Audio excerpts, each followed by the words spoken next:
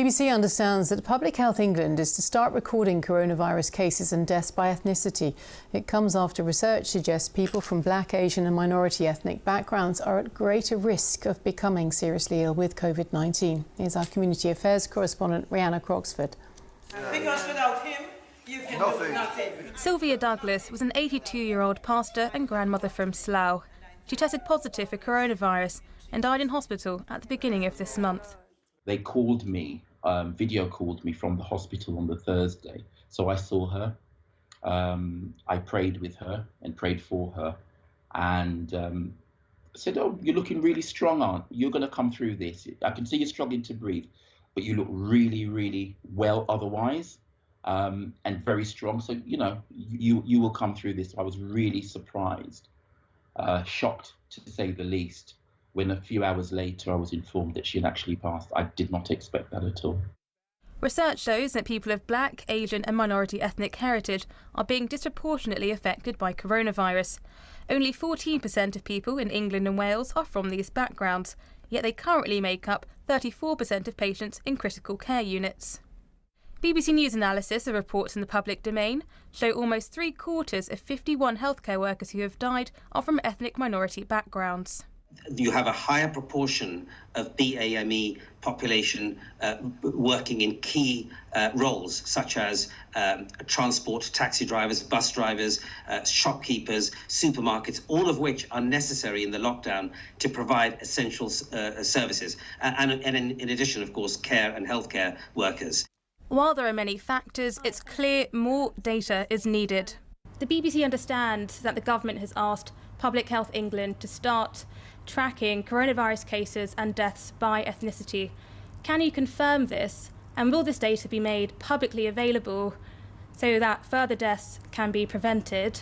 There does appear, as you say, to be a disproportionate impact of the virus upon BME communities in the UK, and we've also seen that in some other countries around the world as well.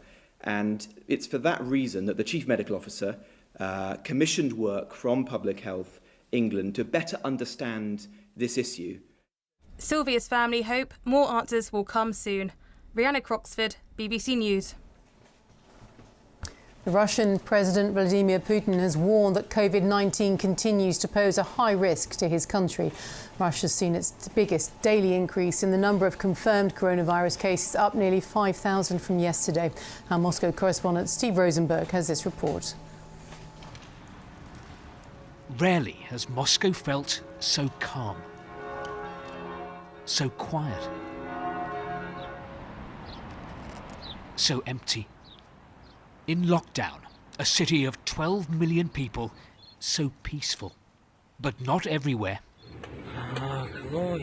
On the edge of Moscow, ambulances queue outside a hospital that's treating COVID-19.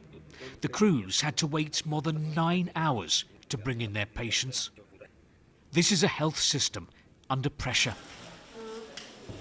At another facility, doctors are preparing for their shift in the coronavirus ward. With Moscow the epicenter of the outbreak, the hospital is already over capacity. But its head doctor is used to emergencies. He was a paramedic in Chernobyl. The pressure on us has increased. We're getting around 150 new patients every day. We're not at breaking point yet, but we're getting close. When Georgi got sick with suspected coronavirus and was struggling to breathe, twice he called for an ambulance, but none came. The system was overloaded. When I did get to hospital, it was like watching a conveyor belt. Ambulances constantly coming and going, bringing in new patients. The strain on the system is close to catastrophic. I decided to go back home.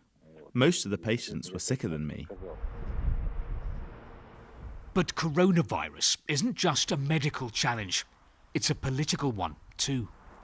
In the 20 years he's been in power, Vladimir Putin has never faced a challenge of this magnitude. A virus, an invisible enemy that's not only threatening lives, but the entire Russian economy. And with it, the image Mr. Putin has been keen to cultivate, Mr. Stability. The epidemic has already forced the president to postpone the annual May 9th Victory Day parade on Red Square. Huge celebrations for the 75th anniversary of the end of World War II now on hold. And in Moscow, the lockdown is tightening. To use a car or public transport, you now need a digital permit. The aim, to slow the spread of the virus by keeping more Muscovites off the streets. Steve Rosenberg, BBC News, Moscow.